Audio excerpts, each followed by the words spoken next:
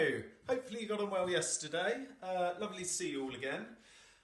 Today the learning objective is to multiply a number by 10, 100 and 1,000. For many of us this should be just reinforcement, but I just want to remind you how we lay this out, how we can set it out to avoid making simple errors. So let's have a look at a question. 4.6 and I want to multiply that by 10. So we write out our 4.6, we look at the 10 and we ask ourselves, how many zeros? 1 0. Therefore I'm moving each digit one place. Are we moving to the left or to the right?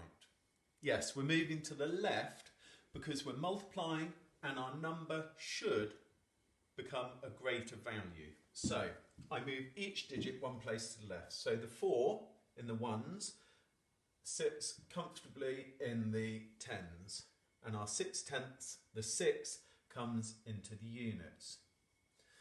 If you write it underneath like this each time, it means that you reduce the risk of writing the incorrect number.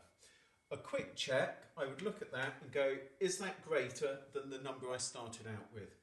If it is, you've multiplied. If it's not, you've probably gone in the wrong direction and divided by 10. Let's do one more.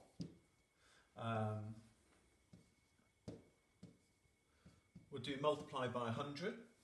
So again, when we're multiplying by 100, ask yourself how many places you're moving and in which direction.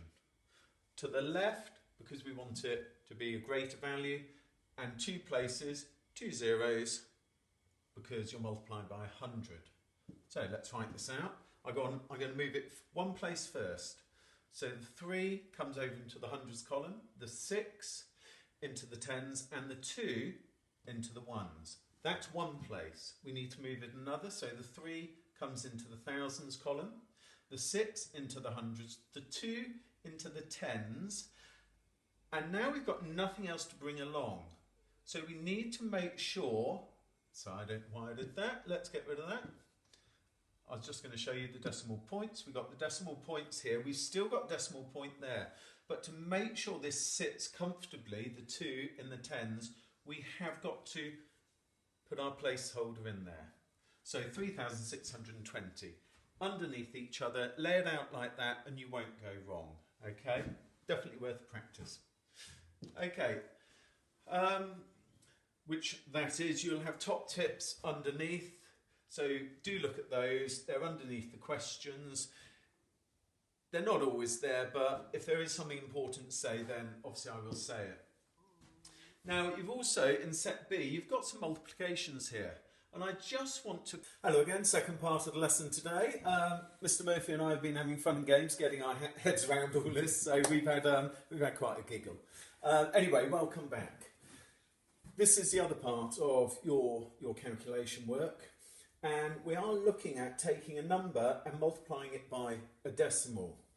Now, I'm going to just reiterate a couple of things that have been said before. So let me take one of these. I'll take the 0.7 times 46. Now, let's write it correctly.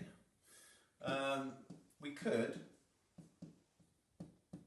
write it that way round, but actually it would be easier, and it does not matter with multiplication because you can move them either way. So I'm actually going to write it with 46